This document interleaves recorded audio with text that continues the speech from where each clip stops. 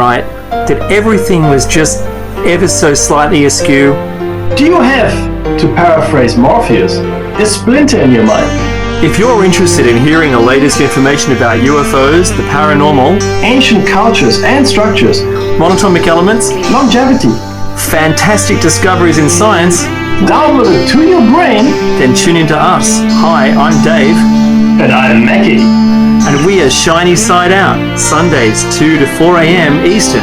See you then. Revolution Radio, freedomslips.com. You don't need to expect us. We're already here. The opinions expressed on this radio station, its programs, and its website by the hosts, guests, and call-in listeners or chatters are solely the opinions of the original source who expressed them. They do not necessarily represent the opinions of Revolution Radio and freedomslips.com, its staff, or affiliates. You're listening to Revolution Radio, freedomslips.com, 100% listener-supported radio, and now we return you to your host.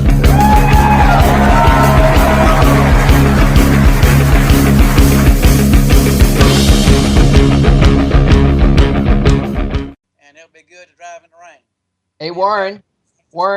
Oh, sorry. This is Brian Porter. I'm Nature. I'm trying to get him to keep it there, you know. But I don't think Warren doesn't realize he's not muted. Yeah, I may have to. If he doesn't hear us, I may just. Are you there, Warren? I think he was talking on himself for a minute. Anyways, folks, this is I Am Nature. I'm Brian Porter, and I have two guests with me this week. I'm gonna have to hang up on Warren for the short term. I guess we can't mute him ourselves, eh? Yeah, I don't think he's hearing us. So I'll just text to him. Is this his cell phone? Do we know? Okay. He think he's on his cell, but he's on Skype with us. No, yes, sir. Okay. Well, if he keeps it, I'm just gonna hang up and call him back in. Okay. I know. That's what I tried. So, Dave, are you with us? Yeah, I'm here. Yeah. Oh, Hi. good. All right, good stuff. And yeah, David. So we were chatting a little bit. Now, David is a eco-activist who's living over in Spain. I had him on as a guest a few weeks ago, and he's fighting the good fight, dealing with issues with drought where he lives. And he's also very on top of what's going on in Ecuador. And we've gotten very little news in the mainstream media about things going on in Ecuador. But it sounds to me like it's pretty hot over in Ecuador, right, Dave? Yeah, it's a very difficult and very complicated situation, which is blown up around the activities of President Correa, Rafael Correa. And he's an extraordinary man. He's built himself an amazing reputation around the world for being a very fine, accountable president for declaring the rights of nature and well-being of his people. But under all of that, we have the indigenous people of Ecuador being really trampled by the government.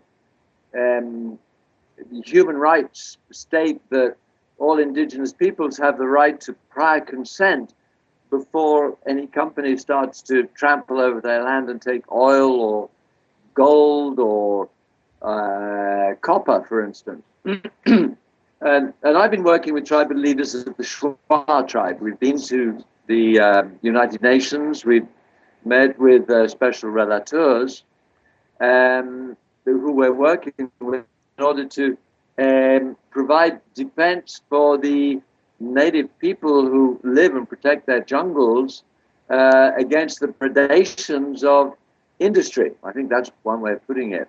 And so they are in uprising. I'm just reading a little bit from Amazon Watch here. The March for Life and Dignity began last month as dozens of indigenous leaders set out from the southern province of Zamora in a 500-mile walk to the capital city of Quito. Indigenous groups from northern Andean provinces also arrived Wednesday evening by foot and will merge with groups already in Quito for a major march to the city of to the presidential palace. In cities and towns outside Quito, indigenous groups and social movements have paralyzed sections of the highway with logs, rocks, burning fires, shut major access roads to parts of the country's Amazon and southern Andean region. The uprising is led by CONAI, the National Indigenous Confederation of Ecuador, one of the continent's oldest and most powerful indigenous organizations, with a long history of grassroots mobilizations and stopping free trade agreements and ousting presidents. So you see from that excerpt from the Amazon Watch publication. What source is that? Is that a national paper there in Ecuador? Well, this is Amazon Watch. They're an NGO in Ecuador, and they're set up to protect the Amazon. Oh, and, perfect. We have a man there called Kevin Koenig, who I know personally, having been there a few times. You know, it's kind of conspiracy theory, but it's not conspiracy; it's fact. He had all his communications hacked into by the government, and a magazine in Ecuador actually found all this out and published it, which was great. So we can really see that the government of Ecuador are totally clamping down on the freedom of citizens to express themselves, for instance. Let me see, I've got something else here I just want to mention to you. Yeah. This was a note I sent the other evening. The situation has deteriorated. Owing to the eruption of Cotopaxi, the president has declared a state of emergency throughout the country and may suspend parts of the constitution. This reads, may suspend constitutional rights, inviolability of the home, movement, meetings and correspondence. And the coordinating minister of security forbids the unauthorized dissemination of information by any means of communication, either public or private, or whether by social networks. Now that is pretty draconian, isn't it? Man, Yeah, that sounds like China. You got it, Brian. You got it. That sounds like China. This is happening in Ecuador? This is happening in Ecuador right now, and the news is not getting out. And I'm sending this news because I'm getting into the Ecuadorian press every day, and I'm getting into our friends in Ecuador. And their last report from the jungle was militarization of their land of Morona Santiago, and the word was, and a state of civil war.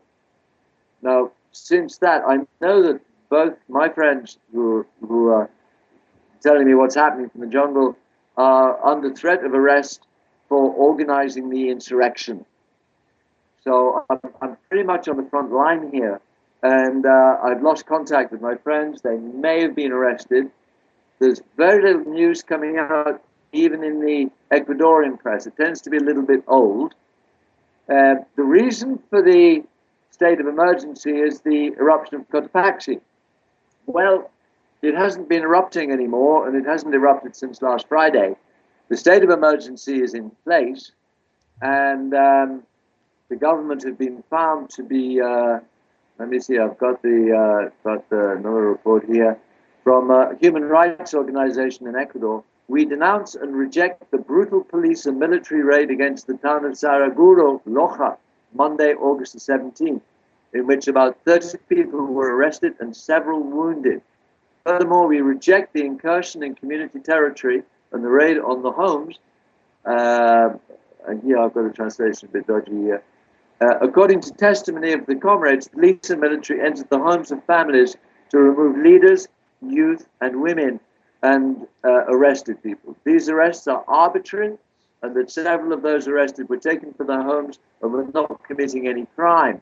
In this operation, there are several injured, especially we denounced violence against women who narrate that they were beaten, they were dragged, and they were taken from their traditional clothes violently. So and then the report goes on to remind the authorities that the use of military force to evict protesters that are exercising their right to expression and the resistance of this is unconstitutional and outlawed internationally. So to the extent the state of emergency has to do with the Cotopaxi volcano, the inviolability of the home is a right. There is no justification whatsoever to be violated anywhere, and still less in areas like Saraguro. Now, well, I mean, this is a powerful... Yeah, if you're in an emergency situation, you want people to be communicating. I mean, this is ridiculous. And yeah, okay, so the government's line on that is that, well, if lots of people communicate, then people won't really know what's going on, and there might be a lot of panic. Oh, God. This is, Brian, this is a classic example of government control. And this guy is doing it in spades. He's very clever. If you noticed in the national press, he's getting praised for reprimanding England for resisting keeping Assange in the Ecuadorian embassy for any longer. So he paints himself on the world scene as a very clean, nice man. In his own country, well, I've just read to you what's going on. It's quite shocking, isn't it? Yeah, it is. I'm surprised that they've gotten. I know it's military.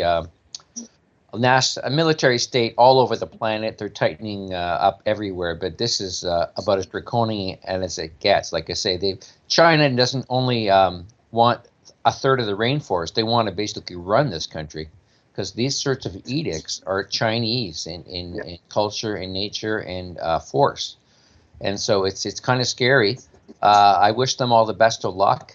And I had to get you on today because this was big news, and I wanted the good listeners of Revolution Radio to know about this, to send support to people they may know in Ecuador, maybe money to organizations like Amazon Watch that are, keeping us abreast of what's going on here. So, and I'm going to have you back on September 9 for a full interview. Thank you, Brian. And, that would be great. I'm very happy that you kept in touch and continue to keep in touch, and I'm really glad that you're continuing to fight the great fight to save this planet and all the the beautiful array of plants and animals and trees and who knows what not that are out there. I mean, we have to fight, people. This guy is a role model for all of us. David is living in an eco village, and he's doing what he can to. He's gone all the way to the highest levels of the UN to fight for these people. So. A great kudos to you, man, and we'll see you in a few weeks back on September 9, okay? Thank you very much, Brandon. Thank you for your kind words, and I look forward to speaking to you again on September the 9th. All right. Okay, thanks a million, and bye for now. Take care. Bye. Now we move on to my second guest, Warren Trammel. Warren, are you there? Yes, can you hear me? Oh, yeah, you're pretty good. Okay, all right. If you can get a little closer, that would be great. Well, I'm about 6 inches away from my mic. There's probably a way of turning it up, but don't worry about it. I can hear you. Okay, I'll do everything I can here to turn it up. Let's see if I have a volume thing. I don't have a volume thing on the Skype. Oh, you sound great right now. Wherever you are now, perfect. Stay there. Okay, very good. Okay, I'll stay right here then. Excellent. So Warren Trammel was a guest a few weeks ago, and he's an insider. He's son of Seymour Trammel, who was the closest associate of Governor George Wallace back in the 60s, 70s, maybe, that about 20-year period, I guess, Warren. Is that about accurate? Correct. Yeah. And he was telling us a fairly detailed inside story on what Watergate was all about and all that kind of stuff. And I wanted to get him back because we didn't really get a chance to do a full interview and because of technical problems. But I want to get Warren back, and I want to try to get him to do a quick summary of where we talked about last time. And I'm just going to let you go, Warren, and start from scratch about how your dad and how and why he knew Governor Wallace, and then I'll just try to keep you on track. Very good, very good. You're good at that. So I appreciate that. No problem. Just a little bit of summary. The really the main story really is Watergate, and the fact that Nixon and an unknown compadre, political compadre of his, was Daddy George H.W. Bush. And Watergate was involved not only with Richard Nixon, but also the Bush family was very intimately involved in the Watergate part, in the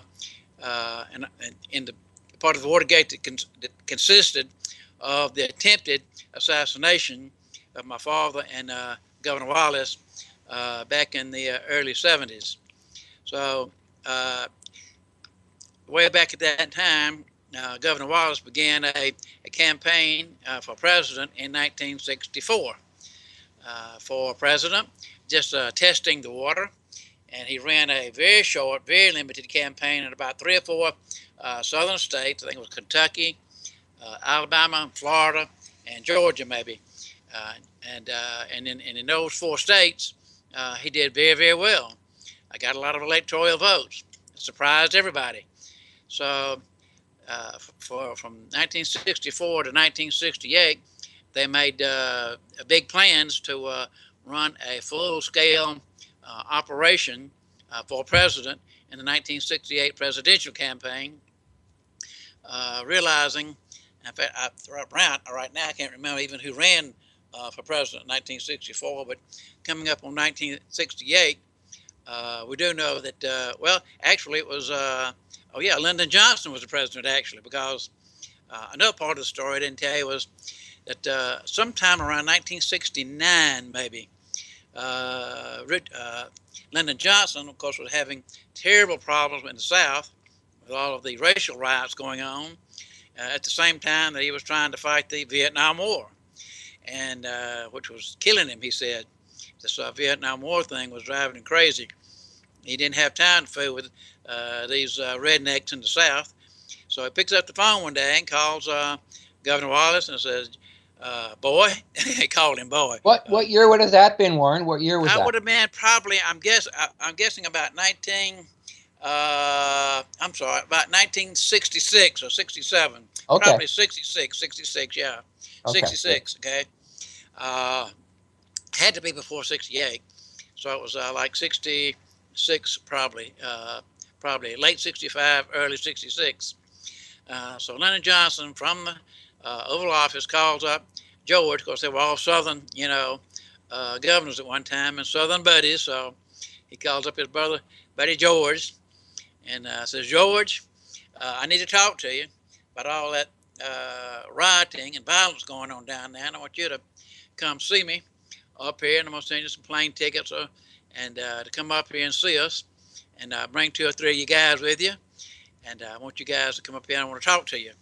So it was George Wallace, my father, his PR guy, Bill Jones, and one other person, and I forgot who that other person was, but I think it might have been Cecil Jackson, his legal advisor. I think that was the 4 that went to see the Lyndon Johnson in the Oval Office.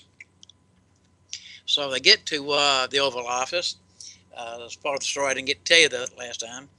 And the message that Lyndon Johnson had to tell Wallace was, look, this Vietnam War is killing me. I have to stay up till midnight every night. I have to pick up the red phone and call the Joint Chiefs of Staff, and I have to give the presidential okay for them to send the B-52 bombers over the Ho Chi Minh Trail. And he said, I have to do that every night, and it's just killing me. And he said, these Vietnam War protesters, you think you got problems in Alabama with them throwing bricks and rocks and sticks and things? He said, up here at the White House, they're shooting bullets at the White House. They're shooting. He said, the bullets are hitting my windows in the White House. And what? You're kidding. That's what he told him. He said, listen, he said, you think you got a problem? He said, he just scared. He said, this is scaring my wife and my 2 little girls to death. We have bullets hitting the windows of the White House. That was never reported in the mainstream media. Never reported, never. And he said, I've had to get the FBI to put in triple thick bulletproof glass in the whole White House because we've had bullets hitting windows on all sides of the White House. And he said, this is driving, me and my wife crazy. My 2 little girls are scared to death. And he said, I've got bigger problems to worry about than you and a bunch of, well, he used the N-word and very badly. And, he said, you guys down there, I just don't have time to fool with you guys. So that was the message. He said, they were sitting on the couch. They were sitting on the couch in the Oval Office, and he reaches over and slaps the governor on the knee and says, "Boy, and let me tell you." And my father tried to say something, and Lyndon Johnson picked up a pencil and a presidential pad, and gave it to my father and said, "Boy, be quiet over there. Here, take this and take some notes now. Be quiet, boy." He called my father and go, "Wallace, boy," all the time. "Take some notes, boy, while I'm talking to the governor." He said, "George," I said, "I want you and your fellows here to go back to Montgomery and keep those folks down there quiet.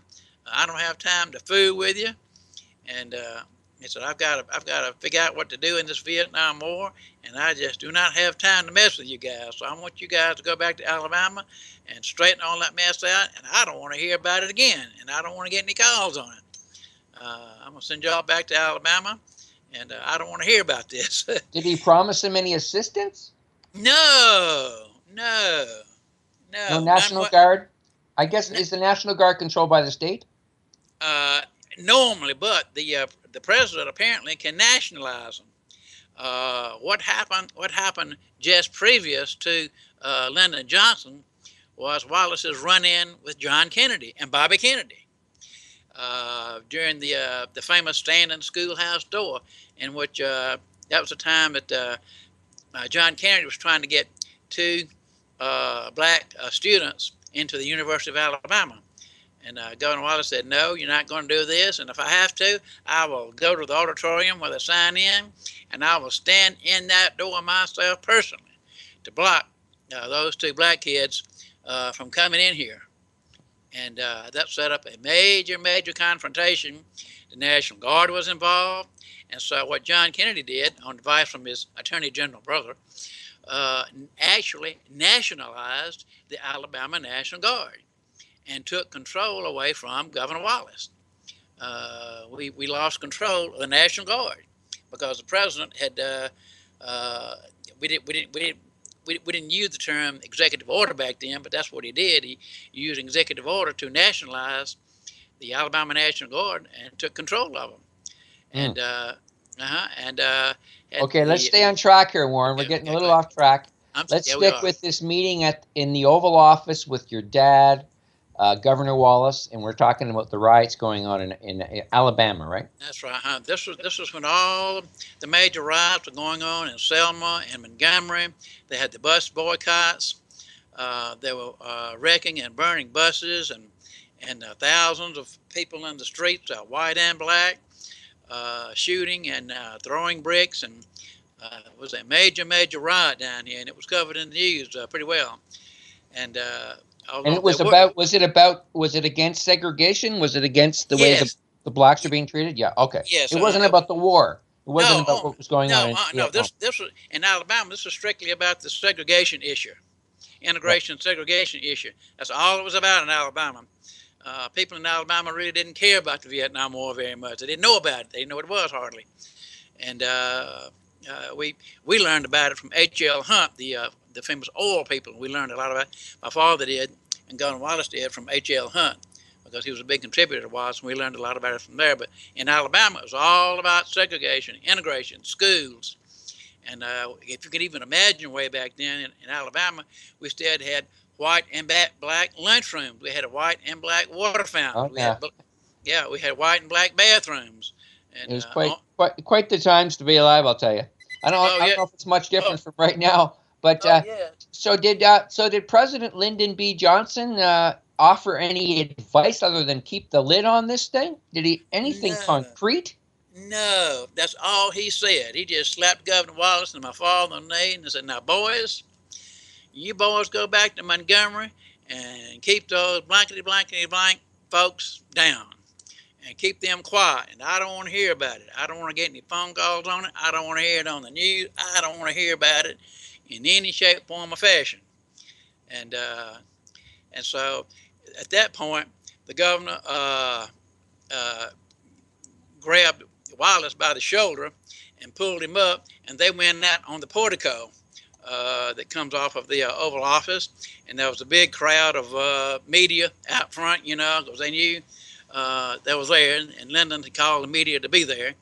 You mean the president? The president, right? Yeah, Lyndon Johnson. Yeah, Lyndon had called the media to be there for the Wallace meeting, and walked out on the portico and said, he said, "I just want all you media folks to know that my good friend here, George Wallace, came up here to to see me, and we're both Southern governors and good friends, and he just wanted to come up here and talk to me about a little unrest they're having down there in Alabama, and we've had a long talk about it, long good talk about it, and everything seems to be okay, and the governor's going back to Alabama and do the right thing down there, and all is fine, well, and good in Alabama, and with the situation down there, and I'm going to get back to taking care of the Vietnam War, and my friend George here is going back to Alabama and do the right thing down there in Alabama. And Governor, we're proud of you being here. And they shook hands and had the photo ops and all that, and smiles and everything. And then Johnson grabbed him by the shoulder again and dragged him back inside and told security people to get him and take him out to the airport. So he just rushed him out of the Oval Office and had the security people take him back out to the airport and fly him back to Montgomery. With no offer of assistance. He didn't say, I'm going to send you some money. He didn't say, I'm going to send you some troops. I'm going to do this. Oh, he didn't offer any advice on how to do with the segregation No, he didn't offer any advice about how to do it. All he said was keep those people quiet down there. He had some other choice names for them. Because in reality, I'll tell you that in reality, and a lot of people don't know this, but in reality at Lyndon Johnson, well, he didn't like anybody, really, white, black, yellow, green, whatever. He didn't like people, period. He treated everybody, including his staff, like crap. He just treated everybody in his life bad. But he particularly did not like black people. And he cussed them all the time he was up there. During that probably 30 to 45 minute meeting inside the Oval Office, Johnson cussed black people pretty bad. And my father and Governor Wallace were very shocked at that because they thought that he liked black people. And your dad, were you in regular contact? Like, were you actually living at home at this time in your life? I was living at home during that time. Actually, I was at the University of Alabama, but I was coming home every weekend because I was keeping up with everything going on, and I was working in the campaign. And so every weekend, on Friday, about noon, Friday every day, I would make the short drive, about an hour's drive from the University of Alabama back to Montgomery to be with my father during all the political activities. So I was right there. I didn't get to go to the Oval Office. I was only about 19 to 20 years old. So H.W. Bush was probably about 4 or 5 years older than me, but Bush Jr. W. But I came home every weekend and was very much a part of the political activities going on at that time and knew everything about it. And I knew everything. My father told me about everything that they planned. Yeah, you were his closest confidant. It's absolutely. We everything coming out of your mouth is the truth, and that's what I like about my man Warren Trammel. Okay, we'll be back soon with Warren and more of this intrigue about Watergate Nixon years. Welcome back to I'm Nature. I'm your host, Brian Porter, and this week we have Warren Trammel, expert political insider on the Nixon years. His dad worked directly with Governor George Wallace, his right-hand man. And I guess we left it off. We were talking about this meeting in the Oval Office and between your dad, Governor Wallace, and Lyndon B. Johnson.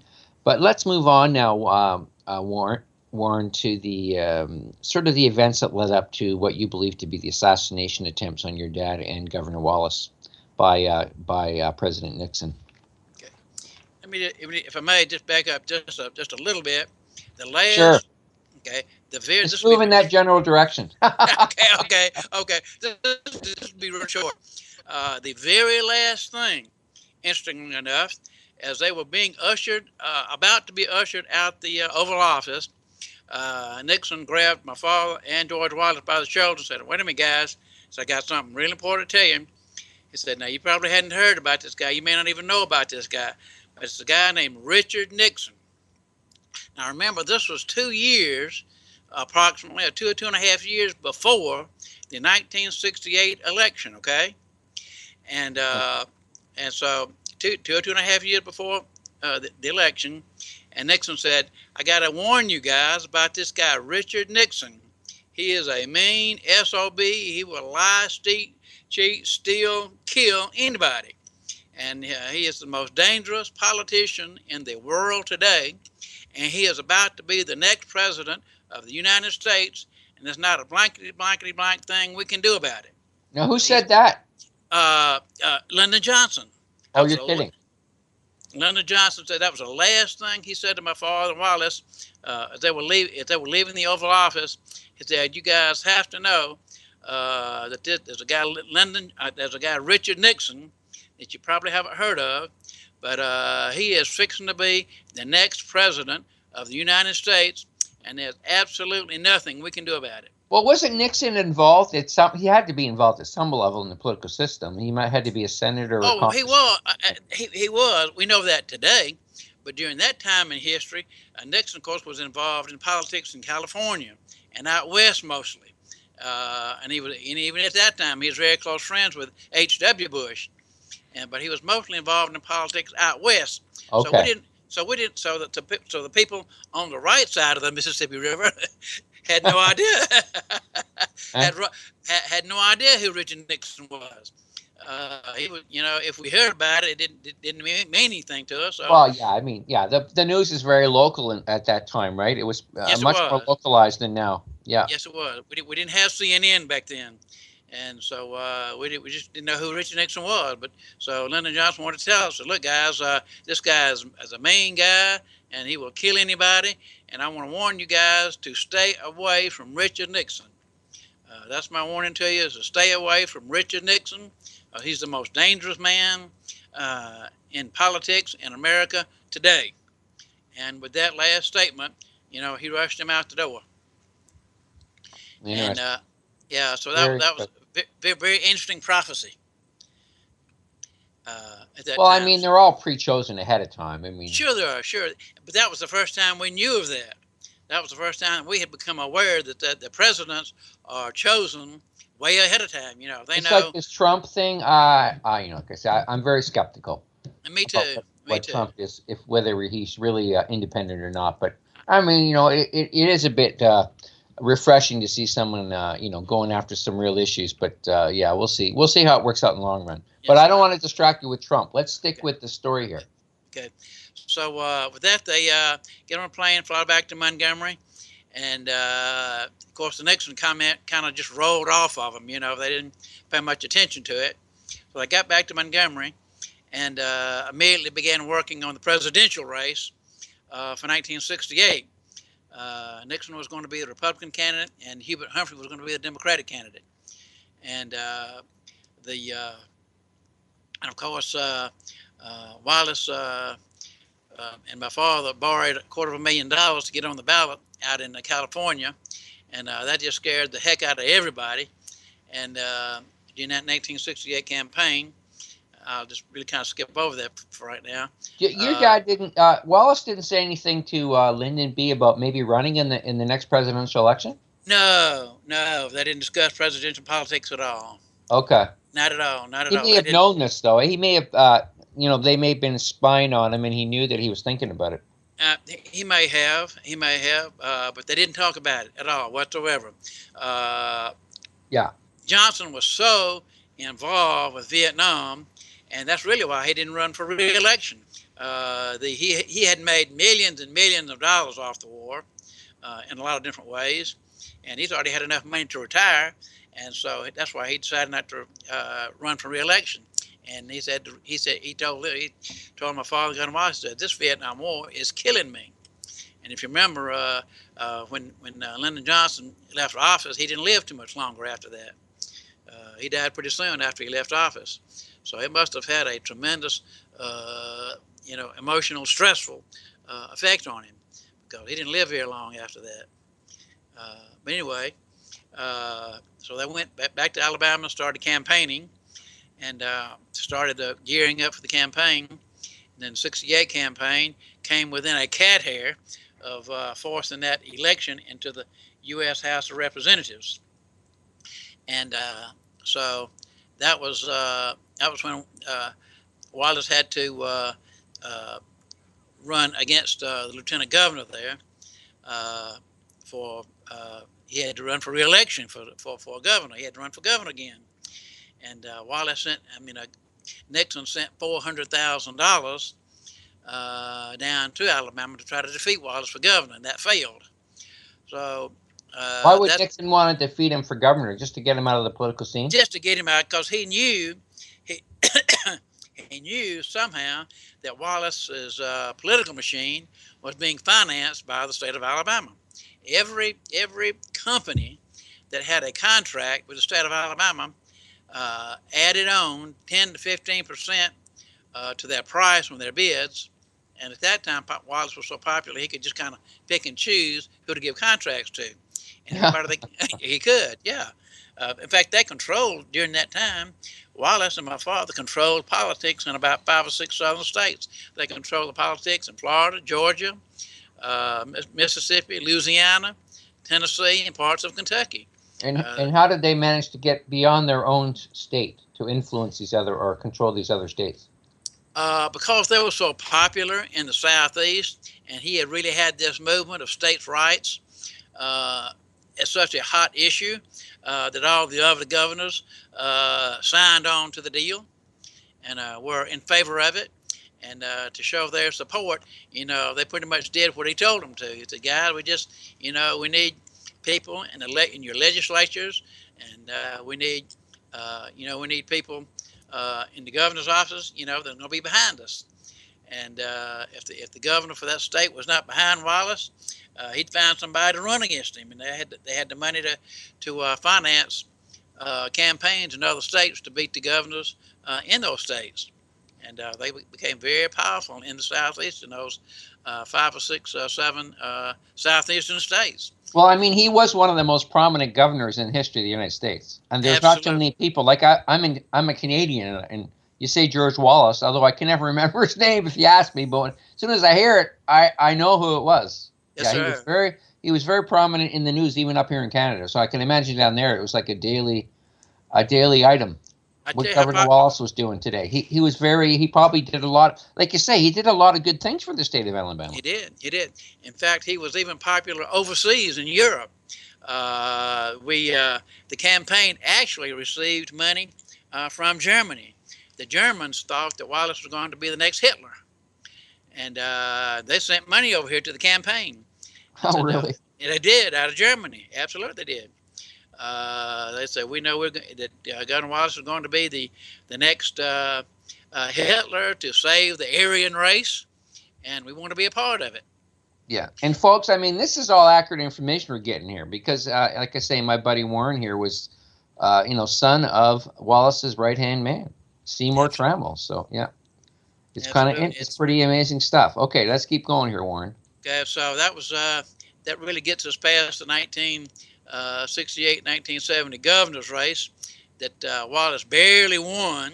It was a very dirty campaign, and he barely won, even with his opposition getting $400,000 from Nixon. It was such a filthy campaign, and I could tell you a lot about that. But anyway, Wallace barely won by 10 or 15,000 votes. It was razor thin, and so that made Nixon even more paranoid, and so the Wallace's juggernaut political machine towards 1972 was well on its way, well financed. It had millions of dollars pouring in from every state in the Union. It had money coming in from Germany and probably some from Canada, who knows? And 2 or 3 other European countries had sent money in, but the big money came from Germany. I tell you what, the AFL-CIO even sent money. And said, Governor Wallace, we know you're pro-union and you're going to be the next president. We want to be a part of it. And the AFL-CIO sent several $1,000s down here and said, if you need any more, just let us know. We'll send you a blank check. Just let us know how much you need. And so they're very close to the AFL-CIO. So the mafia was behind them too? Oh, the mafia, yeah. Oh, yeah. Sure. Listen, the mafia knows a winner when they see one. Wow, that's quite the story you got here, Warren. Okay, so this is he managed to win, and then there was lots of support coming from other parts of the country to to get him, like to encourage him to run for president. Absolutely. Everybody was sending him money saying, Governor, run, George, run. You know, we need you. We need states' rights. We need individual rights. We need, the states need to take the power back, from the federal government. We're tired of the federal government telling us what to do.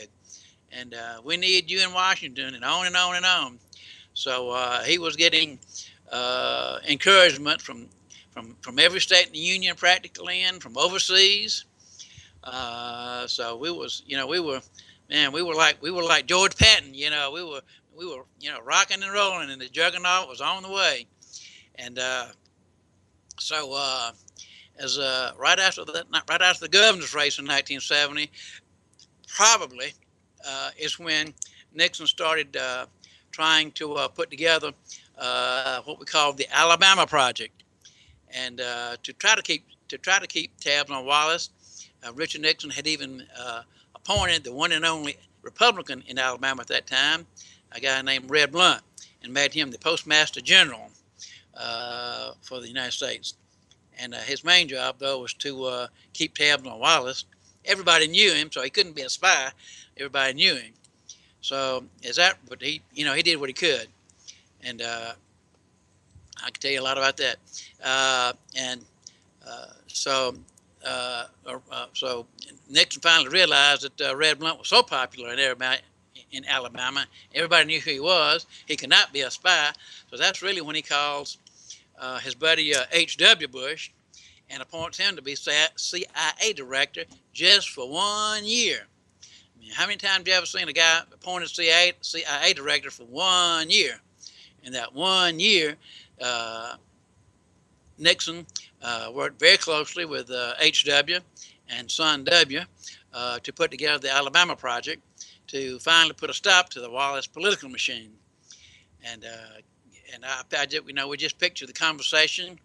And speaking of the conversation, there's a famous 18.5-minute missing in the Nixon tapes. Do you remember that? I thought there was a lot of doctoring of the tapes, but get into that. Okay, all right. There probably was, but there've been a lot on Facebook lately. A lot of. In fact, yesterday, or day before, on Fox News, TV News, Bob Woodward brought up the comparison between Richard Nixon's tapes, missing tapes, and Hillary Clinton's missing emails, which are 30,000 or something. And the biggest part of the Nixon tapes that were missing, that you always hear about the most, is 18.5 minutes that supposedly his secretary accidentally erased. And somebody knows who it is, but we don't. In fact, Dan Carter never found out what it was. Simon & Schuster never found out what the 18.5 minutes was, although they have a copy of the Alabama Project that they paid for out of the IRS file. I guess I'll get to that. But it was during that time, we just, those 18.5 minutes, there's been a lot of speculation about it. It could be probably, a half a dozen different things. But my father always believed that 18.5 minutes was erased by Nixon, because that was where he actually talked about, he believed anyway, that those tapes contained the conversation of Wallace talking to H.W. Bush, and maybe G. Gordon Liddy, maybe Haldeman, Ehrlichman, and Charles Colson. That was his three intergroup guys. You might remember those names: Haldeman, Ehrlichman, and Charles Colson, and John Mitchell. Nixon was probably talking to those guys in a private meeting, saying, "Look, guys, we got to get rid of these two guys, Trammel and Wallace." And I've put together something called the Alabama Project, and we're gonna get rid of these two guys. And I've got G. Gordon Liddy here, an expert, assassin, and we got a plan for that. And we're gonna get rid of Trammel first, and then we're gonna get rid of George Wallace second. And whatever that conversation is, you can speculate on what Nixon may have told him about what the Alabama Project was going to be. I would think, though, that Warren, that's something that criminal they wouldn't discuss in the Oval Office. No, well, he may have had it. Nixon talked about a lot of stuff in the Oval Office. He recorded a lot of conversations in the Oval Office, And I agree with you. I agree with you. But at that time, Richard Nixon was so cocky, and he thought it was 10 feet tall and bulletproof. He was very popular nationwide, and had just taken the U.S. off of the gold standard, which was promoted as a good thing in 1972. And so it was, I myself at least can see where Nixon and his compadres there, his inner circle, were confident enough and brave enough to have a confidential conversation in the Oval Office and have it recorded and then have it erased. It's really not too unusual for presidents to have confidential conversations in the Oval Office, especially just get everybody. There's nobody else in the room probably, but Nixon and Haldeman, Ehrlichman, Charles Colson, maybe G. Gordon Liddy, maybe John Mitchell, and that was about it.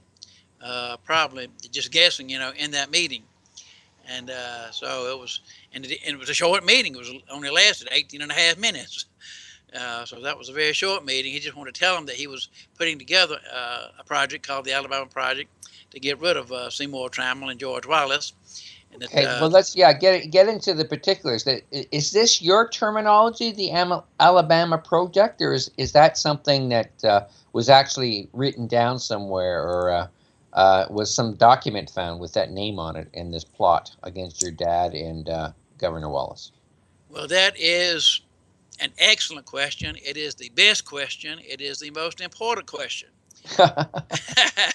You have hit the nail on the head, my friend. Okay, good. That name, the Alabama Project, was thought of, as far as we know, it must have been thought of and created by Richard Nixon, because that was what he talked about. That was in Dan Carter's research. He told us he didn't put much of it in his book on the Watergate, but he told us, that the name Alabama Project actually came from Richard Nixon, and that was and Nixon and his compadres put the plan together, and Simon & Schuster wouldn't let him write about it, and that's why he told Dr. Dan Carter. That's why he told me and my father to get our story out, because Simon & Schuster would not let him do it. Simon & Schuster probably had been either paid or something pressured by the Nixon administration to have somebody write this book to whitewash Nixon and Bush of the Watergate story. So what was this book written by Dan Carter about? Okay, well, we got a telephone call one day from Dr. Dan Carter. At that time, he was the sitting chair, is the terminology, of the Southern History Department at Emory University in Atlanta, Georgia. Which meant that in that office, in that title, that made him the numero uno top Southern history professor in the United States, period. He was the top guy. And that's who Simon & Schuster got to write this story. And he told us that they had commissioned him to write this whitewash story of Watergate to whitewash Nixon and the Bushes and exonerate them from any wrongdoing in and around the Watergate and in and around the Alabama Project. The Alabama Project was never really spoken of. In fact, Simon & Schuster and Dr. Dan Carter had never even heard of the Alabama Project. They didn't know what it was. Had no idea what it was. So when my father started telling them about the Alabama Project, they were shocked. I need to go back for just a second, okay? The first time that my father had ever heard of the phrase Alabama Project was from the Postmaster General in Alabama, Red Blunt, that Nixon had appointed Postmaster General. We got a phone call from Red Blunt one day. He said, Seymour, and Red Blunt and my father were good friends. They were, friendly enemies, you might say, but they were they knew each other very well. All the rich people in Alabama knew each other. Red Blunt was a millionaire, my father was a multimillionaire, and they knew each other. And in fact, Red Blunt came from the same county that my father did, Bullock County in southern Alabama. Anyway, Red Blunt calls him one day and says, "Seymour, have you ever heard of anything called the Alabama Project?" And my father said, "No, Red, I've never heard of it." He said, "Well, that's the reason for the call. President Nixon has asked me to call you and tell you that the Justice Department is starting a vast investigation against George Wallace and the presidential campaign." Okay. Won't you Time help? for a break here, Warren, because we'll just get back to this important phone conversation between your dad and the Postmaster General of the United States. Okay, back.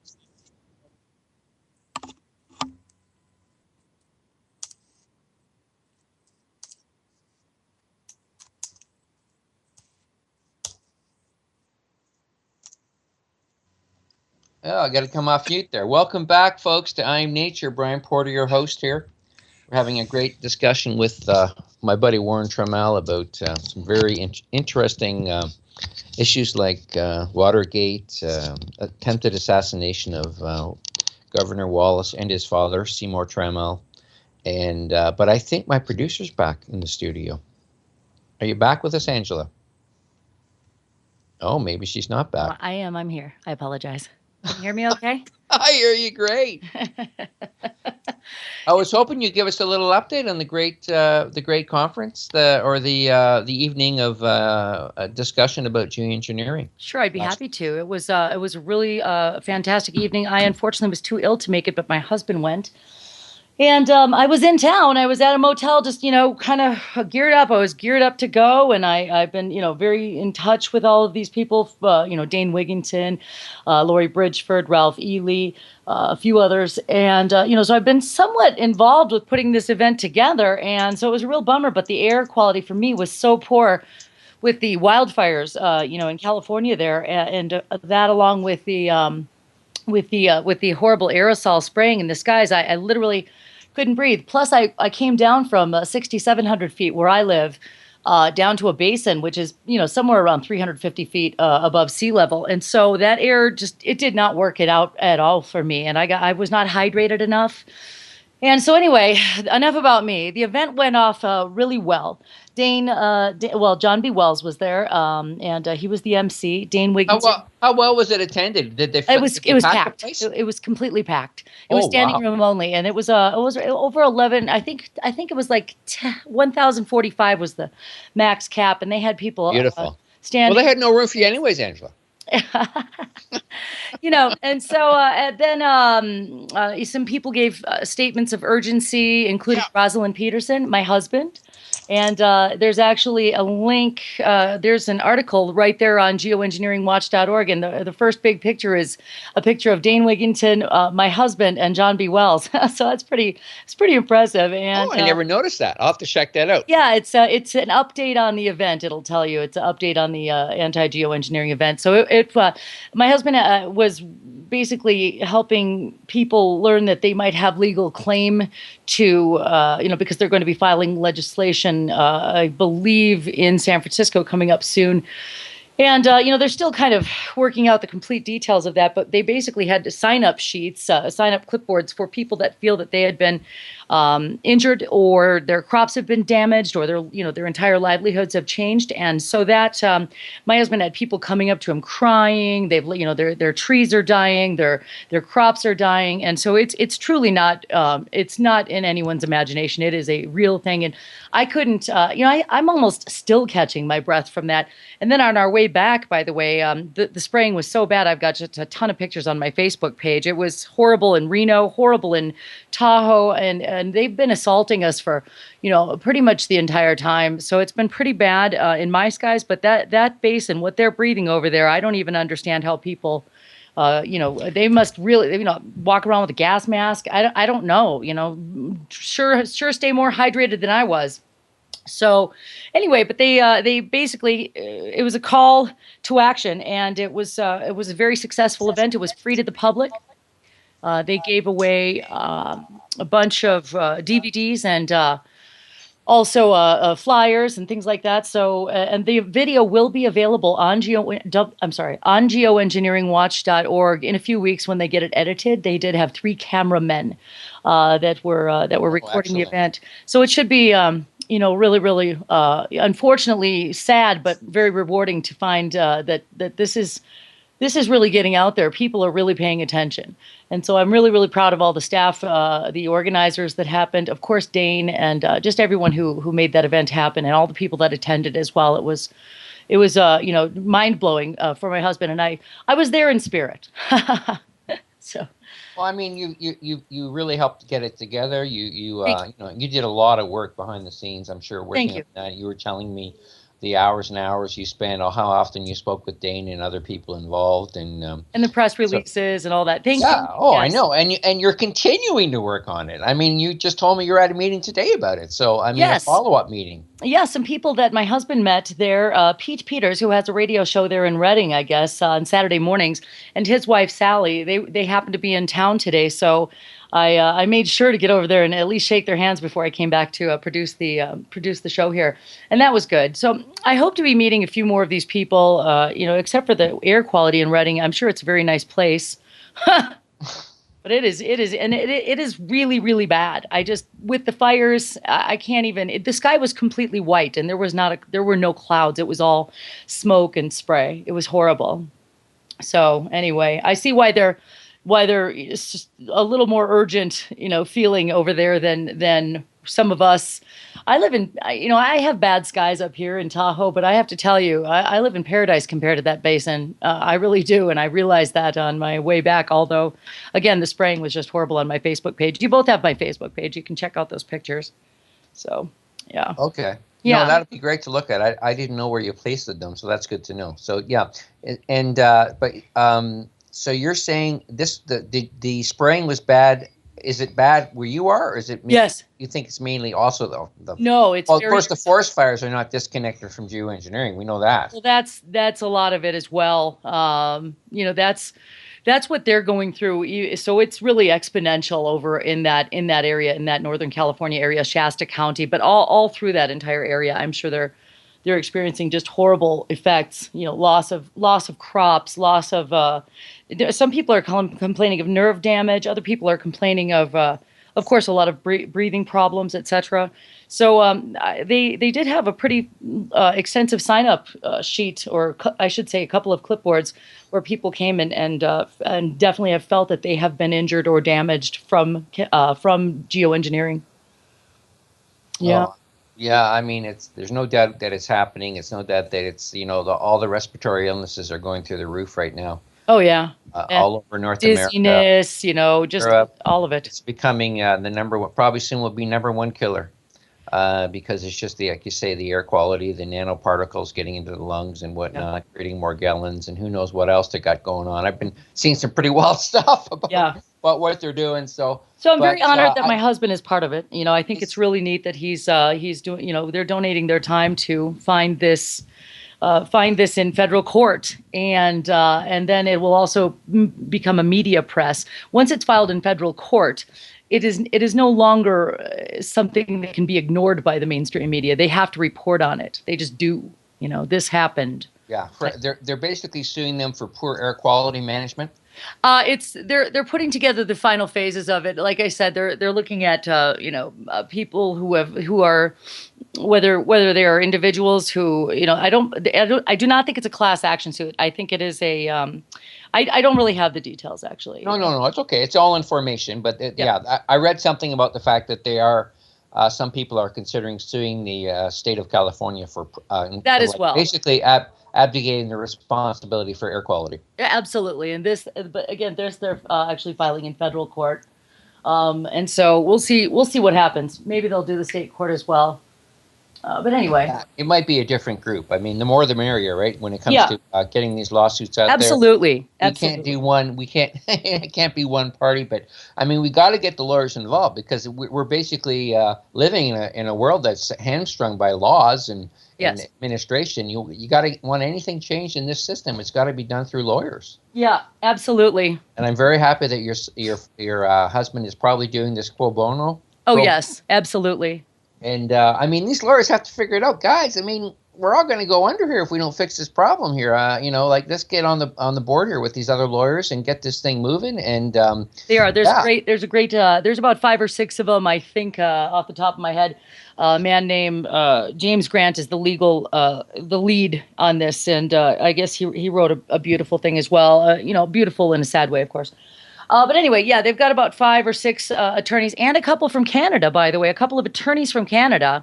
So really? it is not just going to be a U.S. thing. They're actually, and they're very knowledgeable and they're very concerned. So we are now looking at 2 continents of with lawyers that are starting to do some good, which it's good.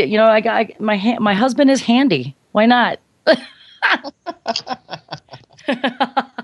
Well, you're both wonderful people, and thanks so much for your excellent work in this area, Angela. I know it's hard on the body, but it must be great for your spirit to be doing such good work. Thank you. And yes, it's rewarding. Unfortunately, it's such a sad thing that I don't really know. I just hope that they can get something done soon because we're at a critical point. We're at the crux. We're there. So. Oh, that's what Jane was telling me in my interview. We got a few years left. Maybe he said 5 years max, and that was a year, and I was half a year ago. So, yeah. Okay, well, we'll just keep praying for you, and we'll send you your love. And I got to get on with my show now, Angela. But thanks for the great update. Thank you very much for asking. Oh. Okay, and let's get back to Warren. Absolutely, Warren and Brian. So, Warren, what'd you think of that update? Oh, fantastic! I just, man, don't even get me started on geoengineering. That is, I mean, I wouldn't know where to start, but it is killing California.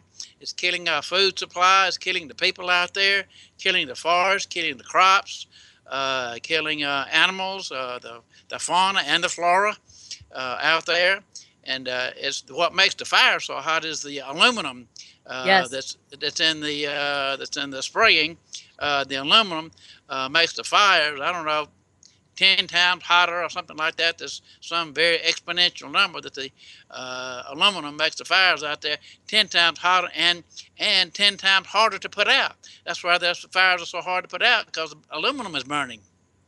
And that's a major problem out there. Yes, it is. Yes, you are very knowledgeable about it. That's good to know. Definitely check out that site. I'll put it in the Skype chat, but it's geoengineeringwatch.org. So. Okay, thank you. That is a major thing. Is there anybody in Alabama that's or any lawsuits going in Alabama that you're aware of, Warren? That involved or with the geoengineering? No. I'm embarrassed to tell you that there's a lot of truth in what they say about Alabama. A lot of the people down here are very ignorant of world happenings, and well, and you guys get hit. That old side of the country gets hit with moisture, so much more. So it's not even on the register of a lot of. Oh, they're flooding there, and you're like you're like drying out completely. Right. So that's why a lot of people aren't quite as aware that are on the East Coast. Right. We might see a chemtrail once a month or something, and it's usually over. We have 3, 4 actually big cities here in the Alabama, and one of them is usually over the state capital, where our military bases are, and then one over our big city in the middle of the state sometimes, and then one over NASA. We have a big NASA operation in North Alabama, where the Marshall Space Flight Center is. We call it the National Aeronautics and Space Administration. Governor Wallace used to call it the North Alabama Space Administration. Okay, well, I hate to leave an important topic at geoengineering, but we got to get more into this Alabama project. And I like I say, I want you to ferret out, where was it written down? Any evidence of it being written down? Anything concrete Yes. other than spoken words about this project? Yes, and that's another key point. You are right on target. When my of course, when Red Blunt told us about the Alabama project, we didn't know anything about it. All my father knew was that the President of the United States and his Justice Department wanted my father to come up there and give them testimony on Wallace, because at that particular time, my father and Governor Wallace had gone through a temporary split. We didn't know how temporary it was at that time, but they had actually split with each other because at the end of the 1968 campaign, I might have mentioned we had $3.25 million left over in the campaign fund. My father wanted to spend that money in those 3 states where we could have beaten Richard Nixon and put that election into the U.S. House of Representatives, and Hubert Humphrey would have been the president. And if the governor's brother, a sorry little rascal, had let us spend that $3.25 million in those 3 states in the Midwest, we could have beat Richard Nixon, and we would have had Hubert Humphrey as president. But the governor's little sorry brother wanted to take that $3.25 million and put it into a Wallace retirement fund. And so Nixon, just out of blind, dumb luck, was lucky enough to have the governor's brother take that money and steal it, basically. And so that's the only reason that Nixon squeaked by the 1968 campaign. He won those 3 states by 1.5 to 2% of the votes in those 3 states. So it was only 5 or 6 points in the polls that separated Wallace and Nixon in the election. And that was so thin for Richard Nixon, it just scared the life out of him that it might ever happen again. So that's why after he failed to beat the governor in 1970, that's when he calls up and these guys and creates the Alabama project. And Red Blunt calls my father and says, "Seymour, have you ever heard of the Alabama project? It is a project that the president has put together." And that's the first time we ever knew that the President of the United States had put together something called the Alabama project. And he said, "I'm sending you a round trip ticket, Seymour, to fly up here and talk to the Justice Department and tell us what you know about the governor. We have the IRS here has 30 or 40 counts against the governor, all of his brothers, several of his associates." Was this when your dad was sort of on a temporary hiatus from working with the governor? Correct. Okay. He was a temporary hiatus working with Wallace. All right. Yeah. Uh-huh. Great. So he would have been, more, open to getting information that may not been. Sure. As far as my father at that time, as far as my father knew, he and Wallace had separated totally. Yeah. My father was prepared to stay separated. He was a multimillionaire. He didn't need Wallace. He didn't need anything. Well, they probably had a bit of a falling out, right? So they probably weren't best friends. Well, yeah, they fell out over $3.25 million. My father wanted to take the $3.25 million and spend it in the 1968 campaign. So the IRS thought that he'd be maybe one of their best buddies in terms of trying to bring down Wallace. Absolutely. And they, in fact, they told him, said, "Mr. Trammel, we have these 30 or 40 income tax evasion accounts, charges against you and the governor, and both of his brothers." He had actually 2 brothers. One of them was really sorry, though, and a crook and a gangster, and several of the Wallace associates. We have charges against them, and the president is prepared to investigate them to the IRS and convict them and put them in federal prison for income tax evasion. And I said, but Mr. Trammel, but Seymour, that's what Red called it. But Seymour, the president and the Justice Department wants me to tell you that if you will come up here and testify and give us, evidence and so forth, and talk to us, the president will see to it that you are given immunity. The president of the United States is going to give you immunity from all of these 30-something IRS charges. So I'll have this plane ticket brought down to you tomorrow, and you fly up here and see us and talk to us, and the president will give you presidential immunity from these charges. All right. So naturally, my father went up there. I'll tell you about that in a minute too. So he flew up there and talked to them for 2 or 3 days, and gave them all, and my father received presidential immunity. The IRS and the president gave him presidential immunity from all the charges. So as far as my father knew, he had presidential immunity from all the IRS charges. Did he get it in writing? No, It's all okay. It's all at that time, there was still probably enough trust, that he trusted what Red Blunt told him, his friend. And when you're in the Justice Department, those guys, and they tell you something, you don't make them write it down. That's their word. You trusted their word. That was so long ago. Well, I don't think the president can even put that in writing, anyways. I don't think any lawyers would let him. Yeah. Probably not. Yeah. So, but as far kind as of a dumb question to ask. Hey, right. And so, right. So the main thing was that my father knew that he was not going to be prosecuted. That Wallace might be, Gerald and Jack might be, and some other guys might be. But see, my father wanted that $3.25 million to spend it, and the other guys kind of all went with Wallace. So my father really had a falling out with everybody. So he didn't care. He didn't care if all the rest of them went to prison. He just knew that he wasn't going to prison. So let's move along here because we're going to run out of time to get to the really juicy stuff. Let's say so. He did this meeting with the IRS, and he probably bolstered their case against Wallace. Your dad? Yes, he gave them enough information on Wallace to prove that indeed Wallace was guilty of corruption in the government, of forcing contractors to put in money to the Wallace campaign under pressure. They were bribed and blackmailed and threatened to put in money, and Wallace didn't pay income taxes on all of that. His family didn't pay income taxes, and none of his buddies paid income taxes on it. And so my father gave them the proof that the IRS needed to convict them of income tax evasion. So that was right. That was a little out about midway to the latter part of 1970. Okay. And, okay. So. And at that point, your father never worked again for Wallace? No, not until late in the year.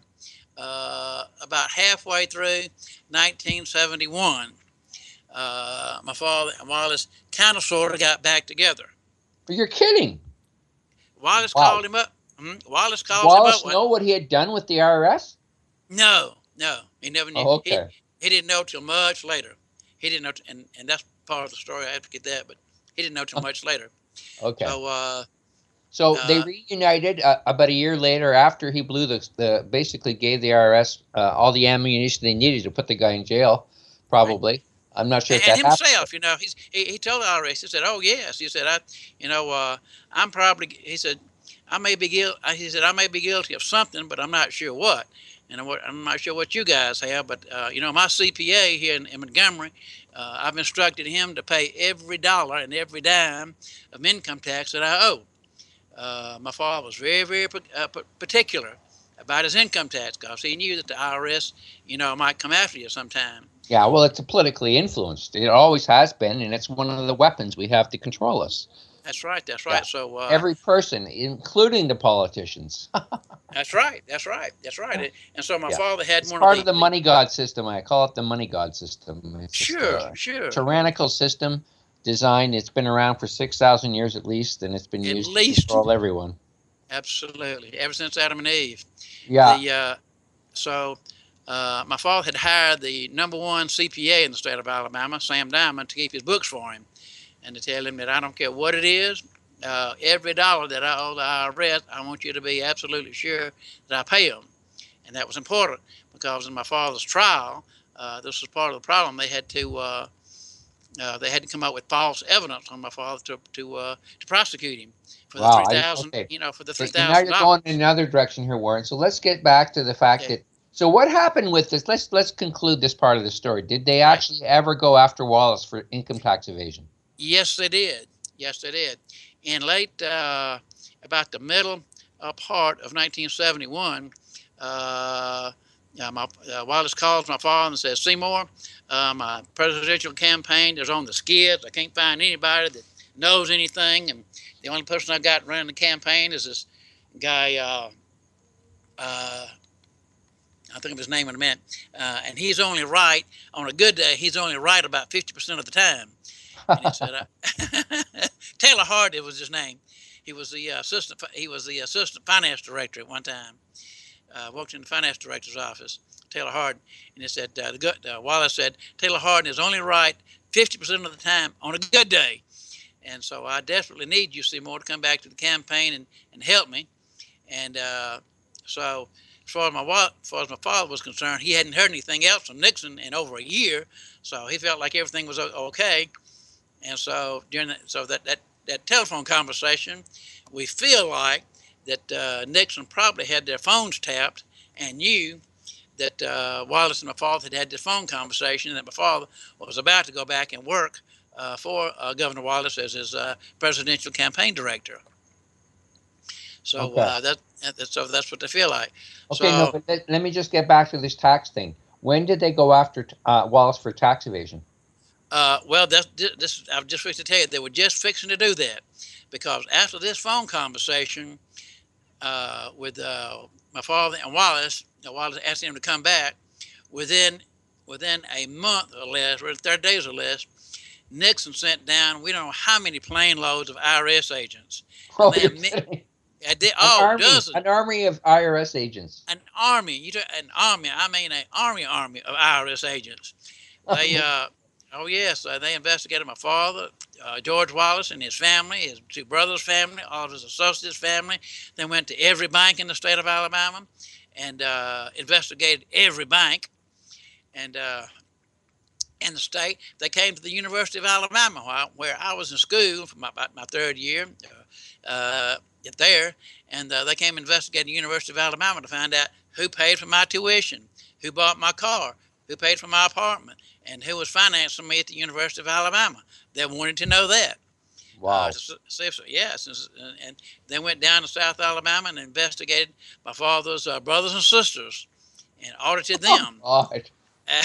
Audited them, and they didn't have any money. You know, my father was the only one that had any money. They were just poor folks living down in South Alabama, and Nixon sent IRS agents down there to investigate them and audit them.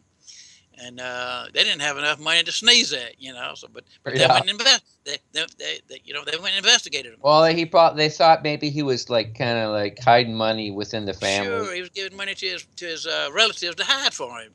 Yeah. In fact, at one time, all the big money goes to Swiss bank accounts in foreign countries. Come on, there folks. you go. You know, this is ridiculous. But anyways, that's why we have a government, so they can spy on us and harass us and, use the money god, all the rules, all the tax laws. It's just no end of nonsense. That's what they did. So let's get to the end of this story, though. What happened with this after this army came down and investigated everybody in the state of Alabama, it sounds like? What was the outcome of all this investigation? Did anybody get charged, convicted? What happened? Well, we are on a break. Oh, we're coming up to a break, folks. We'll pick up this really intriguing story of the Alabama process. It gets even better. IRS investigations. It sounds pretty contemporary to me, Warren. Yes, it is to everybody. We'll be back soon, folks. Welcome back, folks, to I'm Nature. I'm your host, Brian Porter. We have a most intriguing guest, Warren Trammel, on today, talking about the inside politics of the Nixon era. And but you know what? I have to do my duty for the station, the place that I love to be. I'm so pleased that they give me a 2-hour slot every week on Revolution Radio. Folks, we have to support this amazing platform, 80 hosts, all on the ball, the place you need to go whenever you need to know what's going on this planet. You come to Revolution Radio and we fill in all the blanks for you, folks. We do the research, we take the time, we make sure that you know what's really happening on this planet. And for a measly $5 a month, you can get archives, access to all this information, comes right to your computer. You can download it, you can transfer it, you can send it to your friends. Whatever you want to do, folks, we have to educate people as to what's really going on in the United States and the rest of this planet. So I hope you'll find $5 in your pocket. Even just 1 month will really help. But I understand this month's been a bit tough in terms of fundraising. I'm sure a lot of people are on holidays and whatnot. But so the rest of us who are listening have to pick up the slack. So please, all my listeners today, commit to yourself to donate at least $5 to the station at some point during this show. Okay, let's get back to my buddy Warren Trammel. Okay, Warren, are you with us? We are here. We are locked and loaded. Get a little closer, bud. Okay, we are locked and loaded. I can barely hear you. Okay, how about that? Is that better? No. No? Oh, maybe I just turned down my volume. There, that's better. That better? Yeah. That better? You both sound fine, or you did. Yeah, no, I turned out my own volume on my speakers. Okay. We're good, bud. Okay, so look, I got to nail you down. I know you're the greatest storyteller on earth, and you love to get into the details, buddy. But let's try to be succinct in this last half hour. Okay. Was there any documents to prove that there was an Alabama project? No, and that's important because those files have been put together in the IRS, and they were kept in a very, very super secret file. Very most secret, whatever that classification is, because when my father told Dr. Dan Carter about the Alabama project, Dan Carter said, "Well, I don't believe it," and he said, "I've never heard of it. I'm the #1 historian in the United States of America, and I've never heard of it." So what gives? And my father said, "Well, I don't know, Dan, but I can just tell you that the Postmaster General told me that the President of the United States had the Alabama project filed in the IRS, and I don't know what you can do to prove it, but I can tell you that they're there."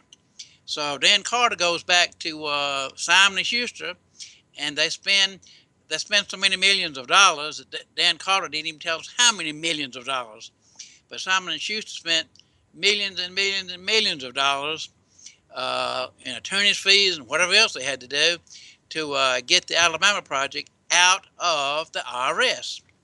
And so Simon & Schuster now owns a copy of the Alabama project. So they have it does exist. You said it does exist. Simon & Schuster spent, I don't know, they probably spent $5 or $10 million against the IRS to get a copy of it. We call it freedom of information. It wasn't. It wasn't free. I can tell you that. It was certainly not freedom. No, it was not freedom. So they've got this information. Simon & Schuster, the publishing company, and they did. Where is it at? What did they do with it?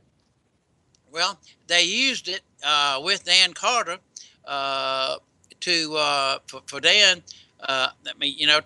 To help Dan write his book, The Politics of Rage. Except that Simon & Schuster told Dr. Carter, "You cannot write about this investigation. You cannot write about the much, about the Alabama project. All you can say is that Richard Nixon. All you can say, you can't even say that Richard Nixon did it.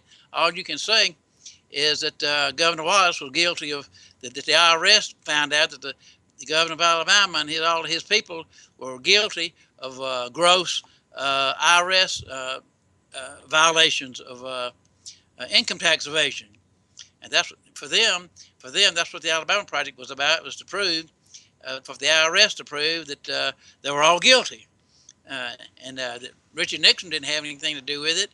Daddy Bush didn't have anything to do with it. It was all an independent study of the IRS. Well, it sounds to me like they were guilty of a lot of stuff. Oh, they were guilty. They were guilty. Absolutely.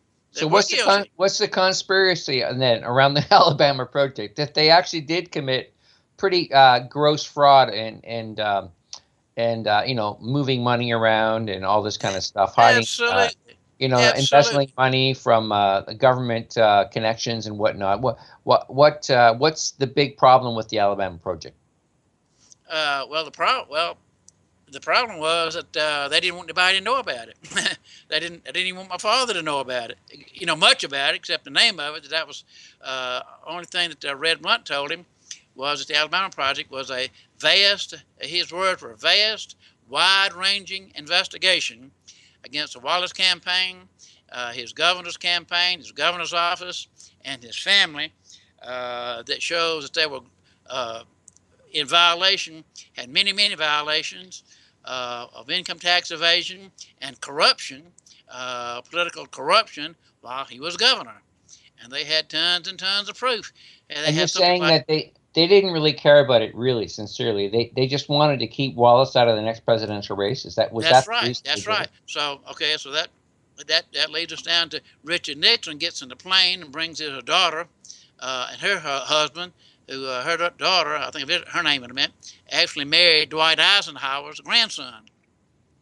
And so Nixon and his wife, Pat, and his daughter and their Eisenhower husband all fly down to Mobile, Alabama. The excuse was that's where the Tennessee-Tom Bigby big waterway, that's the port city. Mobile is our southern port city down there on the Gulf of Mexico. And Richard Nixon announced some multi-million-dollar project to expand the docks program down there, and he wanted to come and make a presidential announcement about it, how good the Alabama was doing for its port development down there. But the real reason, and he made an announcement about it, but the real reason was he actually got Wallace in the plane with him and made him this offer he couldn't refuse. Nixon told Wallace himself that, we have 30-something counts of income tax evasion and corruption against you, both of your brothers, and 4 or 5 of your associates, and you named those. Was your dad one of them? Was your dad one of them? Oh, yes, and my father was one of them. Okay. Yeah. So, and of course, by this time, Wallace had figured out that, the only place that Nixon could have gotten that kind of information was from my father. So that finished breaking my father and Wallace apart. But anyway, so Nixon in the plane says, "Here's what, George, this is the only way that you can stay out of federal prison." Now, Wallace was deathly afraid of prison. For some reason, he was deathly afraid of being in prison, and he knew that Richard Nixon was mean enough to put him in prison, and because Lyndon Johnson had told him so. That's when he remembered that Lyndon Johnson told him. He said, "Listen, you guys watch out for Richard Nixon. He will kill you. He will do anything to you. He is totally ruthless." So Wallace remembered that, and it scared him to death. Nixon said, "The only way that you can get out of being prosecuted, the only way you can get out of going to federal prison, you and your family, you and your brothers, is to get out of the third party." At that time, Wallace was still in the independent party. Said, "Wallace, what I want you to do is get out of the independent party, get into the Democratic Party, and start cussing, the Democrats." And I'm trying to remember who the Democratic nominee, it may have been George McGovern, maybe, at that time. "I want you to start cussing George McGovern." I'm not exactly sure about that, but whoever the Democratic candidate was at that time, he said, "I want you to start cussing the Democrats and make sure that I get reelected." So Wallace had to agree to it or go to federal prison, so he agreed to it.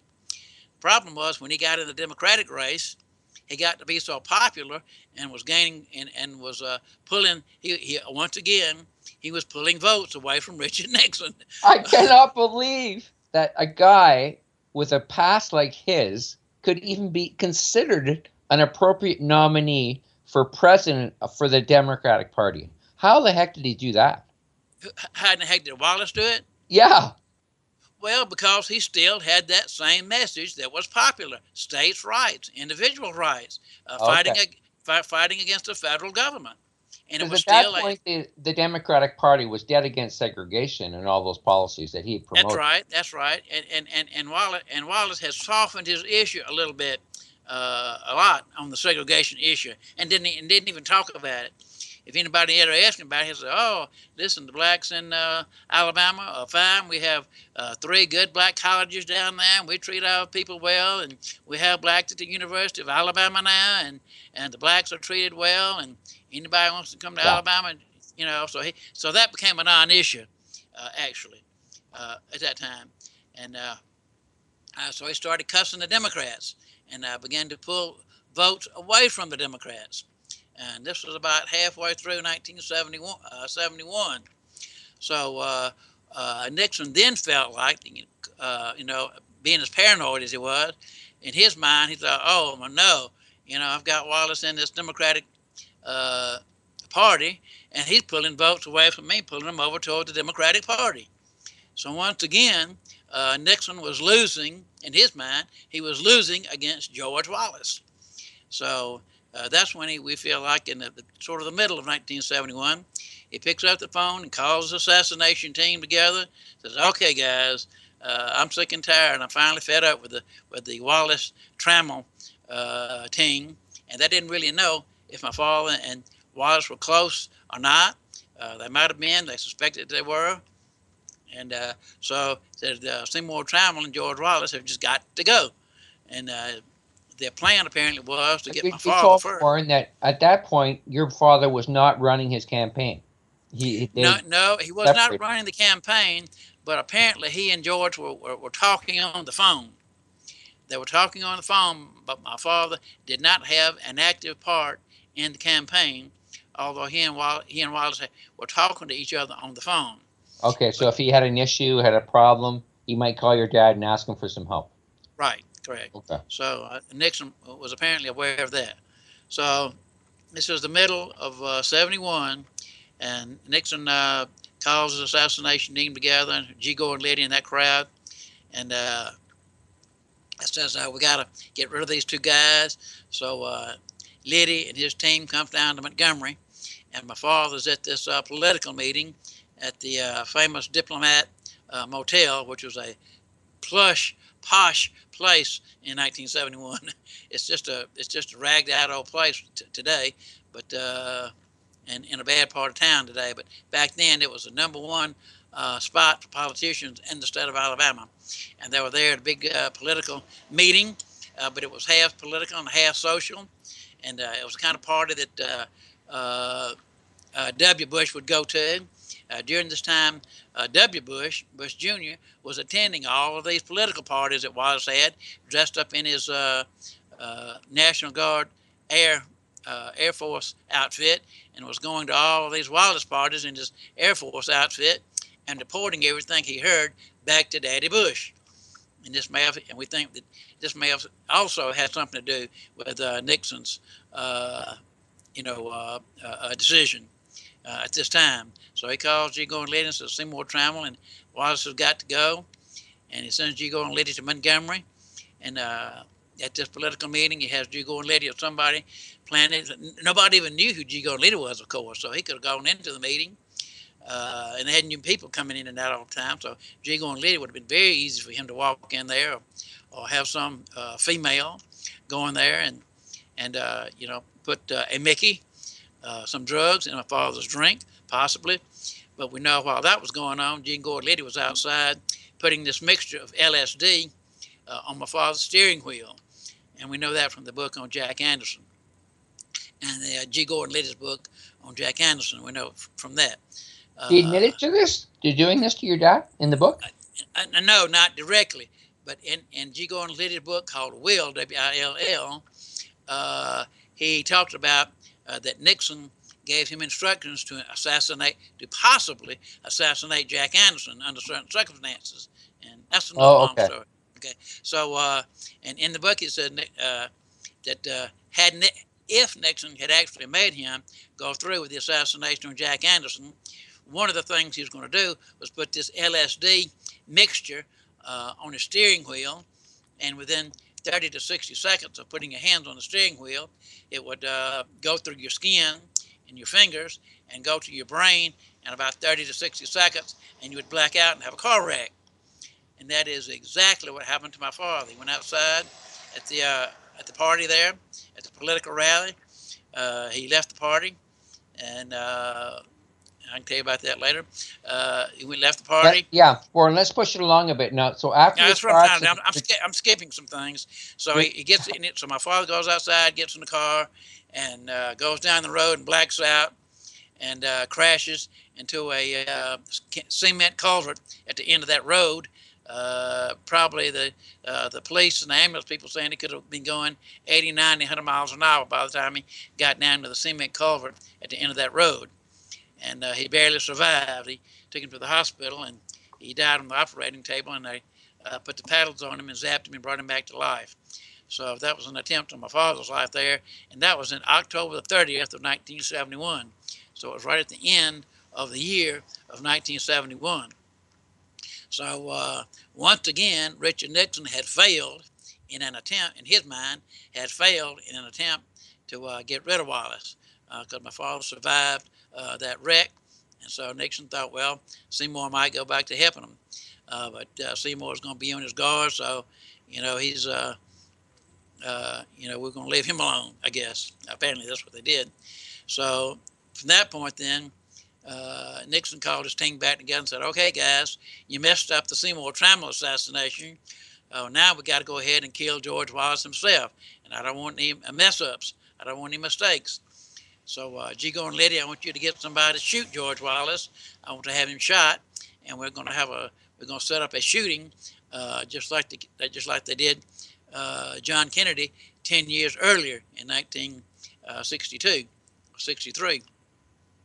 And so in May of 1972, which was about 6 months after my father's wreck, it took him 6 months to find and train this guy, and brainwash, whatever, mind control they do on your going Liddy.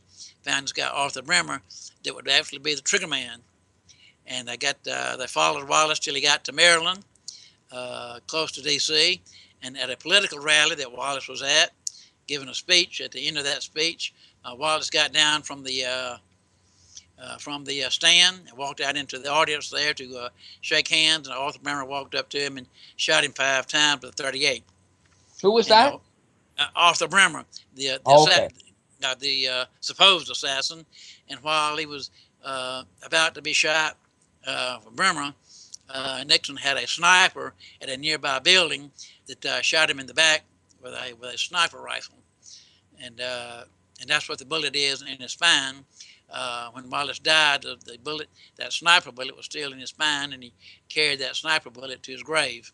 But Wallace he didn't die right then. He survived. No, he did not. No, he did not, because the bullets that the bullets that were in the .38 fired by Arthur Bremer were made out of very, very soft lead, and they probably only penetrated maybe an inch or two into Wallace's body. They just it was almost, I don't know, almost just very soft lead. It wouldn't have done hardly any damage at all.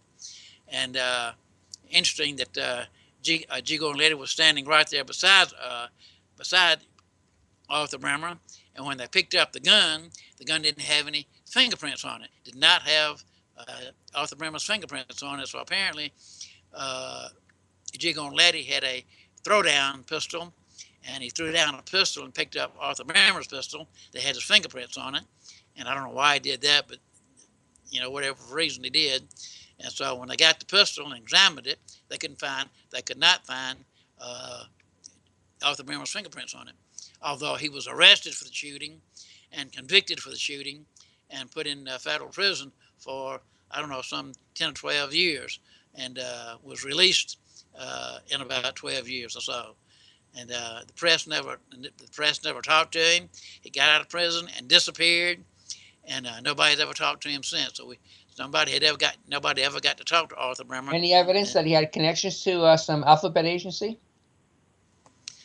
Well, he apparently had connections to the CIA or the FBI. I don't know where Jigo and Liddy would have found this guy and how they recruited him.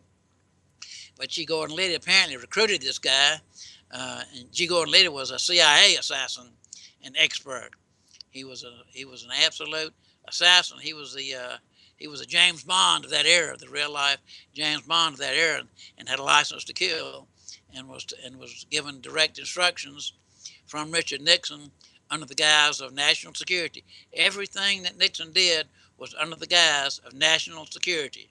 Everything he told his staff, his close advisors, from John Mitchell on up and down, anything they did that was bad or fishy looking, it was always under the guise of national security because they knew they could get away with it. Well, Warren, we're getting near the end of the show here, and Right. Unfortunately, we didn't complete the story, but Not we'll quite, get but you back on again. That's about the end of it, really. Wallace was shot, and that ended his political career and his aspirations, and they took him to the hospital. And Richard Nixon and his wife Pat were the first people to get in to see Wallace to make sure he was either dead or dying, or that was going to get him out of politics, which it did. And Wallace made a brief appearance at the Democratic National Convention in late '72. And but that was the end of his political career and pretty much the end of the story. Except that at the end, my father went to see Governor Wallace at the mansion, and they compared assassination scars, and that's pretty much the end of the story. Okay, Warren, that was a fascinating story, folks. Believe it if you want. It's just an amazing story. I think Warren is telling it as accurately as he can. But anyway, so there should be a book out about it at some point. So Absolutely. Thanks a we lot, have a Warren. manuscript. I will tell you, the latest guy we have looking at the manuscript is Daniel Ellsberg of the Pentagon Papers. You might remember his name from the Pentagon. Oh, yeah. We all know him. And we all know Warren, him, and so he's I fascinated with the will story. continue in discussions, and we might get you back on. So thanks again. Thanks. Enjoyed it, my friend. Bye, nature. Radio.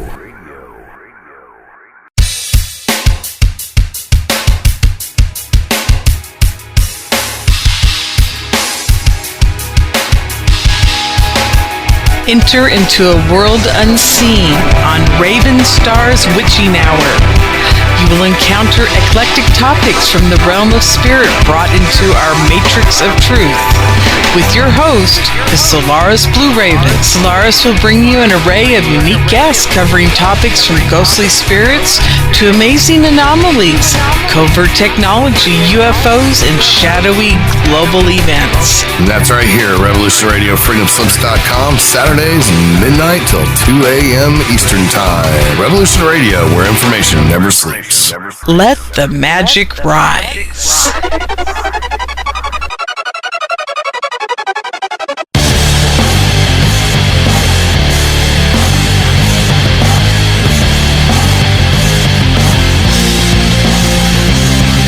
Hi, this is Bo. And this is Rocco. And the Bo and Rocco Show is here to offer insight into legal and lawful remedies. Our goal is to remain free and help others remain free in an ever-increasing police-like state. With the help of our guests, we try to answer questions such as what went wrong and what can we do about it. So tune into Revolution Radio at www.freedomslips.com Wednesday nights, 10 to 12 p.m. Eastern Standard Time to listen to the Bo and Rocco Show. You don't need to expect us. We're already here. Revolution Radio. Every Tuesday evening on Revolution Radio at freedomslips.com, we present our goddess spiritual warrior, Kathy Bilski. I command. I call to the architect of the universe's divine creators and ask for permission to quantum leap the world in all life forms on all planes and dimensions, seen and unseen, connected with planet Earth, to let us go beyond our known potential into the greatest unknown golden age the universes and worlds and all planets have ever experienced. Kathy teaches the spiritual truth so that you may create a better life and be able to make positive changes for yourself and for the planet. She helps us remember that we are not powerless, but very creative spiritual beings having an Earth experience. Time to quantum leap into the age of divine enlightenment and let Kathy provide you with the tools of knowledge you need to awaken spiritually. That's the Quantum Leap Show. Let Light Unite every Tuesday at 10 p.m. Eastern on Revolution Radio, Studio B.